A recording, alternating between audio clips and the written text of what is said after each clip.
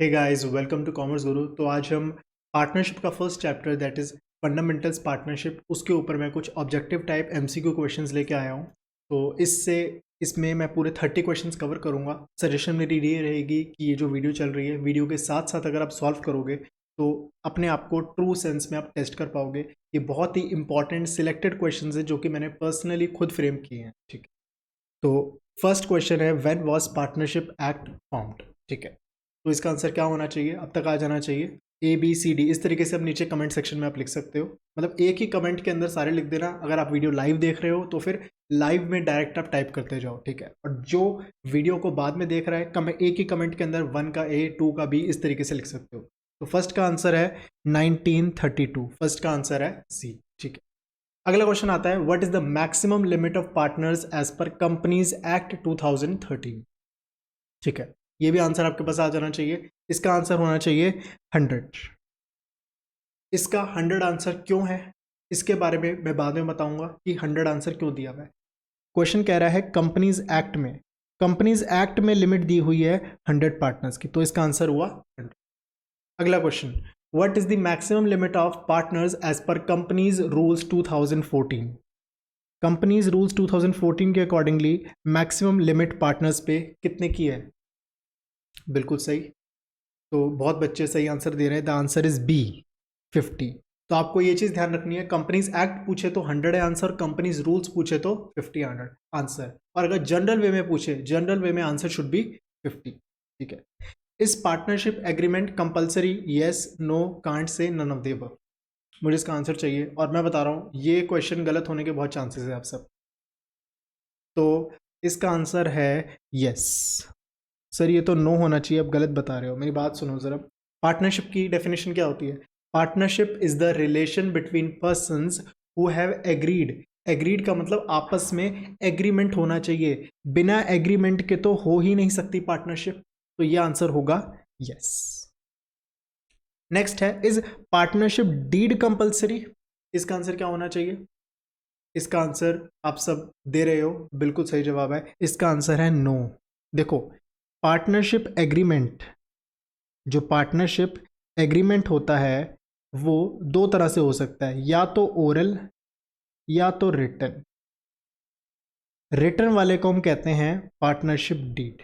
Question पूछ रहा है क्या पार्टनरशिप डीड कंपलसरी है? अरे कंपलसरी नहीं है, हम तो ओरल भी कर सकते हैं। ठीक है, तो इसका आंसर हुआ नो। लेकिन अगर क्वेश्चन ये पूछे क्या एग्रीमेंट होना कंपलसरी है, अरे एग्रीमेंट तो होना चाहिए, या तो ओरल करो या तो रिटर्न करो। रिटर्न करना कंपलसरी नहीं है, ओरल करना कंपलसरी नहीं है, लेकिन एक ना एक तरीके से तो करना पड़ेगा ना। तो इसलिए पार्टनरशिप, जो हमने पहला क्वेश्चन किया, क्या एग्रीमेंट कंपलसरी है? नो, मतलब सॉरी यस, एग्रीमेंट तो कंपलसरी है, करना पड़ेगा, लेकिन ओरल करना है या रिटर्न करना है, या आपके ऊपर है, उसके ऊपर कंपल्शन नहीं है। ठीक है, अगले क्वेश्चन की तरफ बढ़ते हैं। In which section definition of partnership is given. Partnership की डेफिनेशन कौन से सेक्शन में दी हुई है? आ जाना चाहिए था जवाब, एज पर सेक्शन 4। सेक्शन 4 में दी हुई है पार्टनरशिप की डेफिनेशन। ठीक है, अगला हमारा आता है, मैं इसको थोड़ा, एक मिनट, सॉरी ये थोड़ा हो गया। हाँ ठीक है, अगला हमारा आता है, who can not be a partner. इनमें से कौन सा पर्सन पार्टनर नहीं हो सकता? इसका आंसर बिल्कुल मैं आपको 10 सेकंड दूंगा सोचने के लिए, क्या आंसर होना चाहिए। ठीक है, ठीक है, मैं आपको बताता हूँ कौन पार्टनर नहीं हो सकता। हमें तीन चीज़ें, तीन लोग हैं जो पार्टनर नहीं हो सकते, हमें ये पता होना चाहिए, बस सिंपल सी चीज़। एक है part person of unsound mind, एक इंसान जिसका दिमाग खराब है, लिटरली जिसका दिमाग खराब है। दूसरा, partner person person disqualified under any law, कोई लॉ है उसने मना किया हुआ है कि ये बंदा नहीं हो सकता। जैसे नीरव मोदी है, वो देश से भागा हुआ है, विजय माल्या है, वो देश से भागा हुआ है, तो लॉ ने उसे मना किया हुआ है कि हाँ भाई ये बंदा सही नहीं है, तो ऐसे बंदे पार्टनरशिप नहीं फॉर्म कर सकते। और तीसरा, माइनर। अगर ये तीन ऑप्शन में है, इन तीन में से कोई भी है, that is the correct answer. तो इनमें से कौन सा करेक्ट आंसर है? सी। सर डी, जेलर भी तो हो सकता है। जेलर क्यों नहीं? जेलर कौन होता है आपको पता है? जो जेल में अपराधी होते हैं, क्रिमिनल्स होते हैं, उस उनको देखने वाले को कहते हैं जेलर। तो गलती से भी ये टिक नहीं हो जाना चाहिए। आप फिजिकली चैलेंज पर्सन, किसी का मान लो लेग नहीं है, एक लेग नहीं है या दो लेग्स नहीं है, तो वो भी पार्टनर बन सकता है, ऐसी कोई लिमिटेशन नहीं है। पर्सन ऑफ 80 ईयर्स, कोई 80 साल का बंदा है तो वो भी बन सकता है पार्टनर, तो इसमें कोई भी कन्फ्यूजन वाली बात नहीं होनी चाहिए। तो मैं ये एक्सपेक्ट कर रहा हूँ कि हाँ, इसमें शायद आपकी थोड़ी मिस्टेक हो सकती थी, जेलर को देख के शायद आप कंफ्यूज हो जाओगे। अगली चीज आती है, can a minor be admitted in a partnership? इसका आंसर क्या होना चाहिए, बताओ।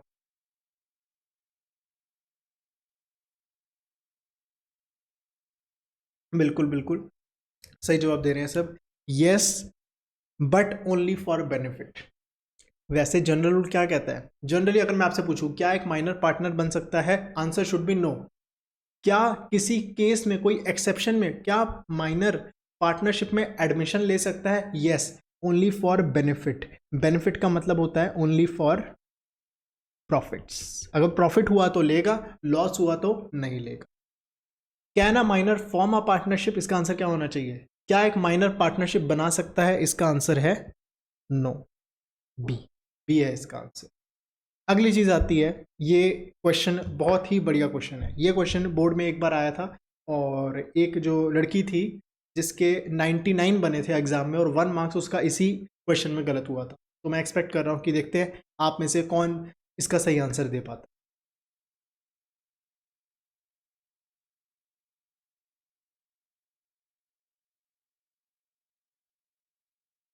एक्स वाई जेड लिमिटेड, पहली बात देखो, एक्स वाई जेड लिमिटेड, जब भी लिमिटेड वर्ड आ जाए इसका मतलब ये क्या है? ये एक कंपनी है, ठीक है। इसने P N L appropriation account नहीं बनाया, तो क्या हुआ? क्या सही किया? बिल्कुल सही किया। देखो, P N L appropriation account सिर्फ सिर्फ पार्टनरशिप फर्म्स के लिए कंपलसरी है, बनाना ही बनाना है। लेकिन कोई कंपनी नहीं बना रही, कोई बात नहीं, कंपनी चाहे तो बना सकती है, लेकिन कंपलसरी नहीं कि कंपनी को बनाना ही पड़ेगा। तो आपको समझ आ गया होगा, ये कंपनी के क्वेश्चन में बोलेंगे ये कंपनी है एक्स वाई जेड लिमिटेड, या बोलेंगे ये कंपनी है, इसने पी एन एल एप्रोप्रिएशन नहीं बनाया। क्या इसने सही किया? बिल्कुल सही किया, क्योंकि पी एन एल एप्रोप्रिएशन सिर्फ पार्टनरशिप फर्म्स के लिए होता है, पार्टनरशिप फर्म्स के लिए कंपलसरी। अगली चीज देखते हैं, ये भी बहुत ही ट्रिकी क्वेश्चन है, जो कि रिसेंटली, क्योंकि बोर्ड थोड़ा सा ना अलग टाइप के क्वेश्चंस ला रहा है, ये एक बहुत डिफरेंट क्वेश्चन है। शायद आपको किसी बुक में भी मिलेगा ये क्वेश्चन, शायद ही आपको किसी बुक में ये क्वेश्चन मिल सकता है, लेकिन आई होप सो नहीं मिलेगा, क्योंकि ये बहुत ही अलग क्वेश्चन है। चलो देखते हैं आप आंसर इसका दे पाते हो या नहीं दे पाते।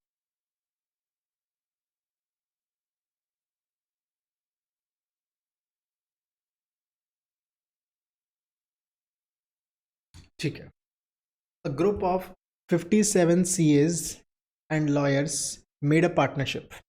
क्या ये सही है?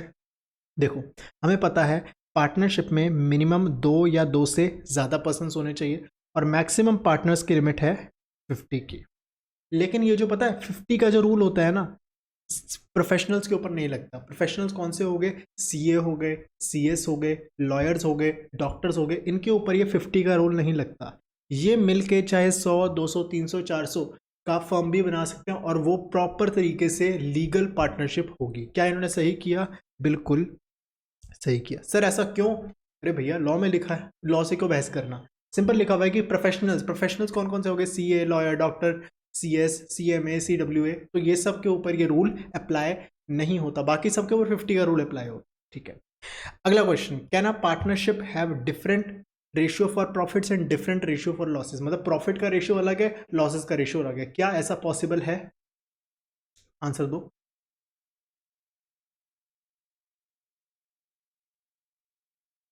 ठीक है, इसका आंसर है यस। अरे, आप क्यों ऐसा घबरा रहे हो? सिंपल सी चीज़ देखो ना, पार्टनरशिप कैसे बनती है? पार्टनरशिप होती है एग्रीमेंट के थ्रू।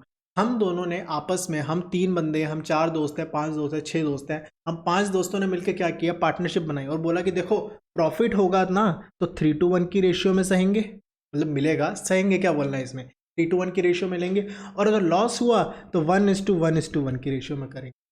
ठीक है, आपस में एग्रीमेंट करके तो कुछ भी बात हो सकती है ना, वो कुछ भी हो सकता है। आज अगर बारिश हुई तो 3:2:1 की रेशियो में करेंगे, और आज अगर बारिश नहीं हुई तो 1:1:1 की रेशियो में करेंगे। अरे एग्रीमेंट कुछ भी हो सकता है, अनटिल एंड अनलेस जो आपस में लोग कर रहे हैं उनके बीच में अगर लड़ाई ना हो। उन अगर देखो ना, अगर 2 बंदे रेडी हैं किसी चीज़ के लिए, तो क्यों तीसरा बंदा क्यों बीच में आ रहा है? अरे भाई, उन्हें करना है तो करने दो। मैंने ये थोड़ी बोला है कि ऐसा होगा ही होगा कि अलग होगा। मैंने कहा कैन, क्या ऐसा पॉसिबल है? बिल्कुल पॉसिबल है।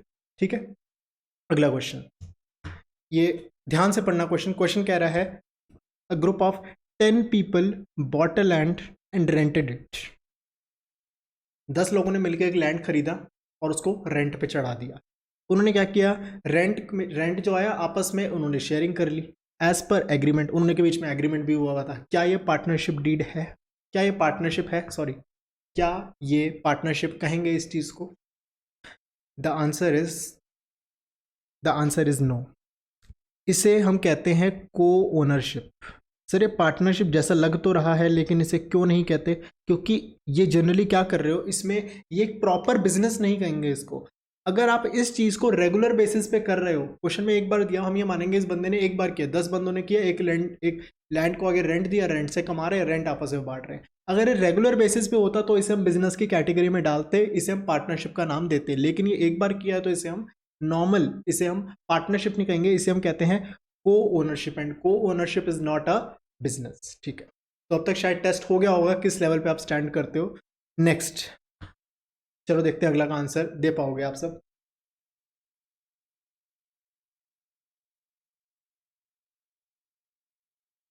ठीक है, एक एनपीओ है 8 मेंबर्स के साथ, कहती है कि वो पार्टनरशिप है। क्या सही है? गलत है, क्योंकि एनपीओ किस लिए होती है? चैरिटी के लिए, मेंबर्स की सेवा के लिए, प्रॉफिट कमाने के लिए होती नहीं। देखो पार्टनरशिप की डेफिनेशन में था, partnership is the relation between persons who have agreed to share profits. ये प्रॉफिट्स पहली बात कमाते नहीं। दूसरी भी चीज, प्रॉफिट्स ऑफ अ बिजनेस, पहली बात है बिजनेस नहीं है, this is charity, charity is not a business. ठीक है, अगर यहाँ पे एनपीओ की जगह आ जाता हॉस्पिटल आ जाता तो भी आपका सेम आंसर आता। मतलब कोई भी चैरिटी करती है, कोई भी मतलब कि सोशल सर्विस करते तो उस चीज़ को हम कंसिडर नहीं करेंगे जनरली। मतलब वैसे तो आप कहोगे सर हॉस्पिटल तो प्रॉफिट कमाता है, लेकिन हॉस्पिटल को अलग कैटेगरी में लिया जाता है, इस कैटेगरी में नहीं लिया जाता। उसको ट्रस्ट कहते हैं, अगर हम उस लीगल टर्म्स में जाए, ट्रस्ट होता है। स्कूल्स का क्या होता है? स्कूल का भी ट्रस्ट होता है। तो ट्रस्ट एक अलग चीज़ हो जाएगी। जैसे अलग अलग टाइप्स होते हैं, ऐसे 7 तरह के टाइप्स होते हैं। इंडिविजुअल होता है, एचयूएफ होता है, पार्टनरशिप होता है, कंपनी होती है, एओपी होता है, बीओआई होता है, ऐसे ट्रस्ट होता है। तो अलग अलग तरह के लोग होते हैं, वो हमारे सिलेबस में नहीं है। जस्ट मैंने आपको हिंट दिया कि सर अगर ये पार्टनरशिप नहीं है तो इसे क्या कहेंगे, मैंने आपको बता दिया इसका आंसर ट्रस्ट होगा। ठीक है, क्या पार्टनरशिप डीड, क्या पार्टनरशिप सेपरेट एंटिटी है या नहीं है? इसका आंसर बिल्कुल ध्यान से पढ़ो। आई am giving you 15 second.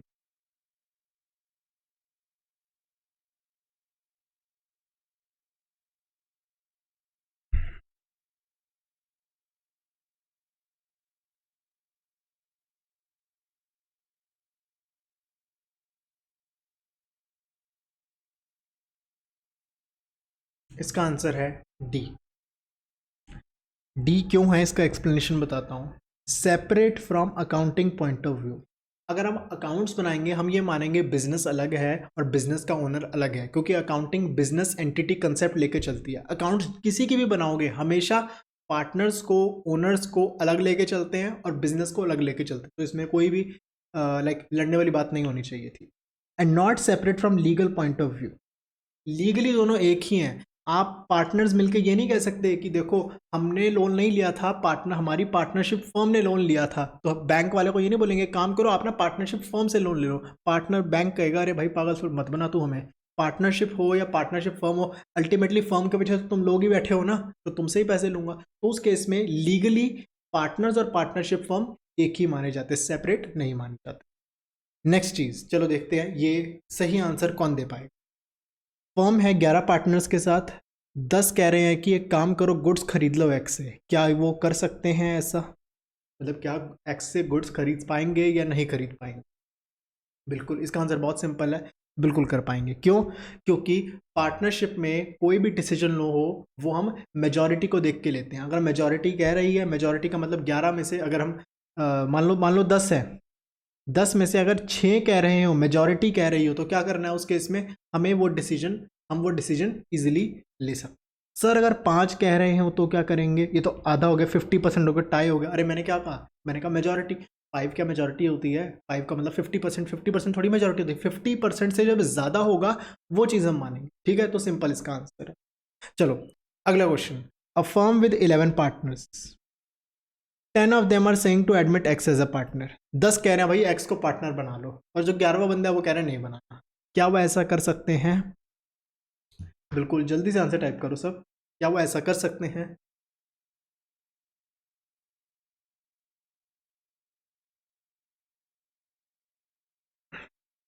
The answer is no. Sir अभी तो आपने बताया कि सारे डिसीजन मेजॉरिटी बेसिस पे लेंगे, इसमें तो मेजॉरिटी क्या, इसमें तो बस एक ही बंदा मान नहीं रहा।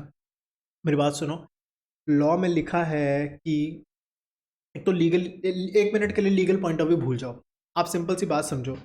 एक है पिज्ज़ा, ठीक है ना, और आप 4 दोस्त हो और ये आपने 4 पीस में आपने डिवाइड कर दिया। अब आपका एक फ्रेंड, ये हो आप हो ए, और ये बी सी डी। आपका जो बी नाम का फ्रेंड है कहता है काम करो, मेरा ना एक दोस्त है ई, उस ई को भी इस पूरे पिज़्ज़ा का हिस्सा दे देते हैं। तो डी कहता है चलो कोई बात नहीं, सी कहता है चलो कोई बात नहीं, आपने भी पैसे भरे थे तो आपने कहा नहीं, मुझे नहीं करना ये सब, मुझे उसे साथ में अपना हिस्सेदारी मुझे नहीं देनी। तो क्या बी ला सकता है? नहीं ला सकता, क्योंकि आपने मिल के ये चीज़, मिल के आपने ये पिज़्ज़ा परचेज़ किया, आपने मिल के पार्टनरशिप फर्म स्टार्ट की है। तो लॉजिकली एक चीज़ बैठती है कि देखो सारे डिसीजन मेजॉरिटी बेसिस पे लेंगे, लेकिन अगर जब हिस्से, जब, क्योंकि देखो जब ई पार्टनर आएगा तो सबका हिस्सा थोड़ा थोड़ा कम हो जाएगा ना, जब सबका हिस्सा कम हो जाएगा तो ए को तो एतराज़ होगा, तो इसमें हर बंदे की हाँ होगी तभी माना जाएगा। तो सिंपल सा रूल कहता है कि सारे डिसीजंस मेजॉरिटी पर होंगे, सिर्फ एक डिसीजन में सबकी हाँ चाहिए होती है, एडमिशन ऑफ अ पार्टनर। उसके बाद आता है next question, that is registration of partnership firm compulsory? इसका आंसर क्या होना चाहिए, जल्दी बताओ। Registration of partnership firm is not compulsory, simple इसका आंसर है, कुछ भी कंपलसरी नहीं है। रजिस्ट्रेशन कराने के कुछ फायदे होते हैं, बाकी करा लो ठीक रहेगा, नहीं कंपलसरी लेकिन नहीं है, ठीक है। अगला क्वेश्चन, अगर पार्टनरशिप डीड नहीं है, मतलब रिटर्न में अगर नहीं है, तो उस केस में किस रेट ऑफ इंटरेस्ट पे लोन दिया जाता है पार्टनर? मतलब पार्टनर ने अगर लोन दिया फर्म को तो उस पर कितना rate of interest business partner को देती है? जल्दी से आंसर चाहिए, बहुत सिंपल क्वेश्चन है। इसका आंसर है 6% पर एनम। अगली चीज आती है rent given to partner. Partner को हम रेंट दे रहे हैं, वो क्या चीज है? चार्ज, एप्रोप्रिएशन, इनकम या एसेट? ABCD, जल्दी से आंसर टाइप करो, मुझे आंसर चाहिए सबका।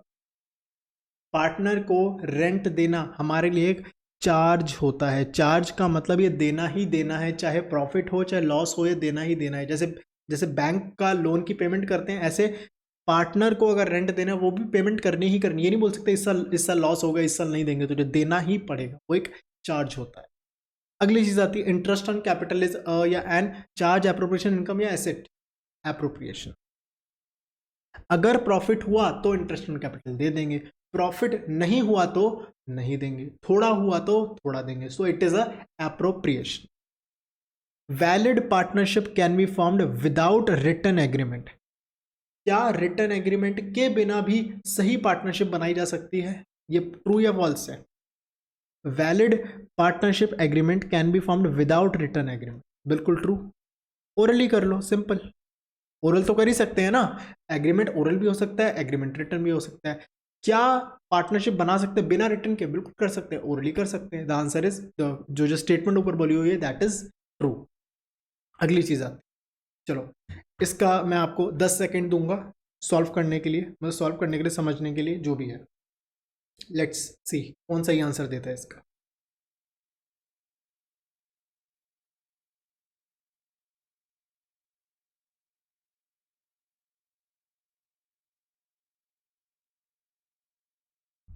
ठीक है, क्वेश्चन ये बोल रहा है फिक्स्ड कैपिटल मेथड में इनमें से कौन सा इंक्लूड नहीं करते? इसमें से कौन सा इंक्लूड नहीं करते? ध्यान दो, ये बना हमारा फिक्स्ड कैपिटल अकाउंट में, जब कैपिटल अकाउंट बनाते हैं यहाँ पे लिखते हैं बैलेंस BD, यहाँ पे लिखते हैं बैलेंस CD, एडिशनल कैपिटल यहाँ पे लिखते हैं बाय बैंक करके, और ड्राइंग्स यहाँ पे कौन सी ड्राइंग्स आती है? ड्राइंग्स आउट ऑफ कैपिटल, ठीक है। तो एडिशनल कैपिटल तो आएगा, ड्राइंग्स आउट ऑफ कैपिटल तो आएगा, ड्राइंग आउट ऑफ प्रॉफिट नहीं आता, ठीक है ना। तो ये इसका आंसर हुआ B, drawing out of profits. Drawing out of profits कौन से अकाउंट में जाएगा फिर? It will go into current account, ठीक है। अगली चीज आती है, चलो देखते हैं कौन इसका सही जवाब दे पाता है। What is the formula for calculating commission for after charging all commission? After charging commission का फॉर्मूला क्या होता है? इनमें से ABCD कौन सा आंसर है? जल्दी से मुझे आंसर चाहिए, बहुत ही ईजी क्वेश्चन है ये वाला, ये सबका सही हो जाना चाहिए, ठीक है। The answer to this question is C, rate upon 100 plus rate. अगला क्वेश्चन आता है, what is the formula for calculating commission for before charging any commission. Before charging का फॉर्मूला क्या होता है, जल्दी से चाहिए, ये भी बहुत ज़्यादा इजी क्वेश्चन है, सिंपल सा आंसर है इसका, the answer is a, rate by 100। अगली चीज़ आती है, ये थोड़ा प्रैक्टिकल क्वेश्चन है, बिना पेपर पेन उठाए कोशिश करना, बहुत सिंपल फिगर्स मैंने लिए हैं यहाँ। What is the interest on drawings if partner withdrew 1 lakh. Interest on capital is, sorry interest on drawings होना चाहिए यहाँ पे, interest on drawings is 12% per annum. क्या होगा इसका आंसर, कैलकुलेट करो, आई am giving you 10 second 15 second.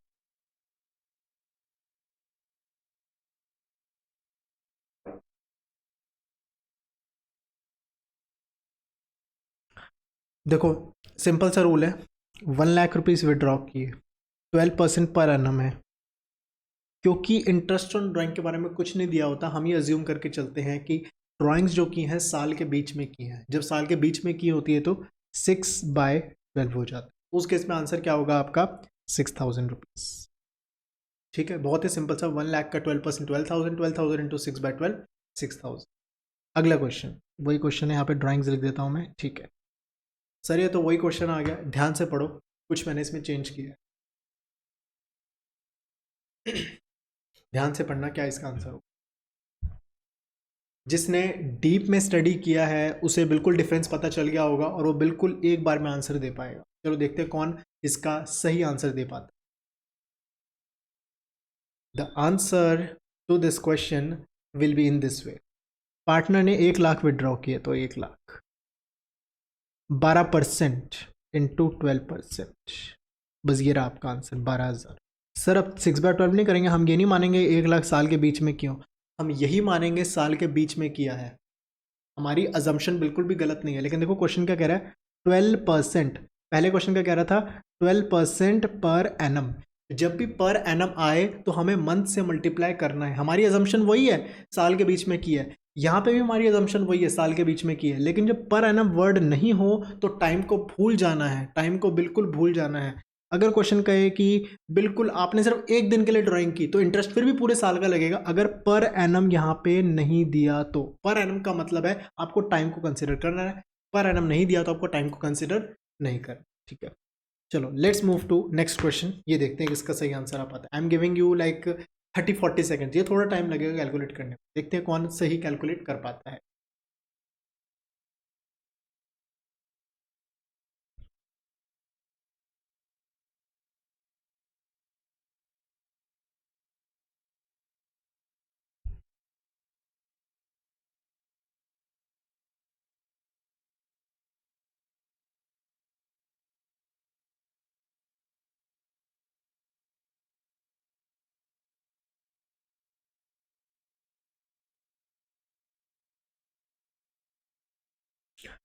ठीक है, हो जाना चाहिए था अब तक।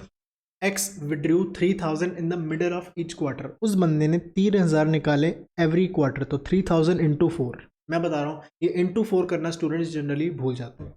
Interest on drawing 10% per annum into 10/100, और एवरेज पीरियड मेथड से हमें पता है opening time left after first drawing plus time left after last drawing divide by 2 करके हमारे पास जो मंथली टाइम आएगा दैट विल बी 6/12। तो इसका आंसर क्या होगा, 3 4 12,000, 12,000 का 10% 1,200, 1,200 का ऑफ 600, तो इसका आंसर होगा 600। चलो अगला क्वेश्चन करते हैं। सर ये तो सेम क्वेश्चन आ गया, सेम नहीं है, आप फिर से चीज़ देखो और इस बार आप अपनी समझदारी लगाओ, बुद्धि लगाओ, कहाँ पे क्या करना है। मैंने आपको हिंट दिया हुआ है, पहले भी दिया हुआ है, ये आपका बिल्कुल सही होना चाहिए इस बार आंसर।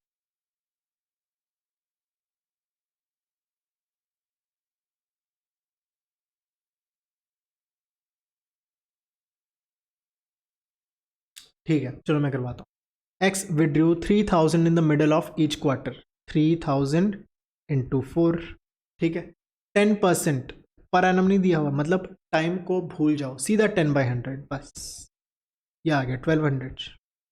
तो देखो क्वेश्चंस बहुत ही सिंपल आने हैं, इजी आने हैं, जस्ट दैट कि आपको प्रेजेंस ऑफ माइंड आपका होना चाहिए कि यहाँ पे पर एनम लगना चाहिए, या पर एनम है तो क्या करेंगे, पर एनम नहीं है तो क्या करेंगे, तो ये सब चीज़ें आपको ध्यान रखना। चलो last question of today's video.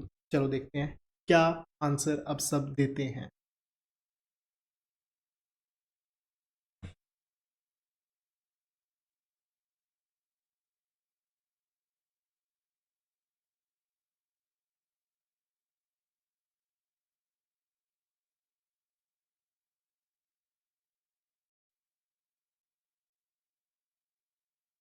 ठीक है, अब तक आंसर आ जाना चाहिए। ठीक है, पार्टनर ने विड्रू किए 1 lakh rupees, total 1 lakh withdrew होंगे तो टोटल सिर्फ 1 लाख करूंगा मैं। ठीक है, on 1 January rate of interest है 12%। सिर्फ बोला क्या है 12%, मतलब कि क्या करना है इंटू 12/100। अब क्वेश्चन ने अगर यहाँ पे पर एनम दिया होता, मान लो ये दिया होता पर एनम, तो उस केस में मैं इसको करता इंटू 3/12। क्योंकि पर एनम नहीं दिया हुआ, मैं 3/12 नहीं करूँगा, तो आंसर मेरा क्या हुआ 12,000 रुपीज़। तो क्वेश्चन आने बहुत सिंपल है, बहुत इजी है, बस थोड़ा सा आपको माइंड ओपन करके सोचना पड़ेगा कहाँ फंस रहे हैं, क्या फंस रहे हैं। एमसीक्यूज देखो हमने जो किए बहुत ही इजी था। ये अभी फेज 1 में अभी लाया हूँ, पार्ट 1 लाया हूँ अभी पार्टनरशिप के भी, और एमसीक्यूज की वीडियोज आएंगी। तो जिसको ये वीडियो पसंद है बिल्कुल अपने फ्रेंड्स के साथ शेयर करना, वीडियो को लाइक करना, चैनल को सब्सक्राइब करना। और वीडियोस जो आपको चाहिए फ्यूचर में, कोई टॉपिक नहीं समझ आ रहा, कोई और वीडियो चाहिए, किसी भी टॉपिक पे चाहिए, कोई पर्सनल प्रॉब्लम है उससे रिलेटेड वीडियो चाहिए, मैं सारी वीडियोस इस चैनल पे अपलोड करूंगा। तो प्लीज़ कमेंट सेक्शन में ज़रूर बताना आपको अगली वीडियो किस टॉपिक पे चाहिए। Thank you, bye.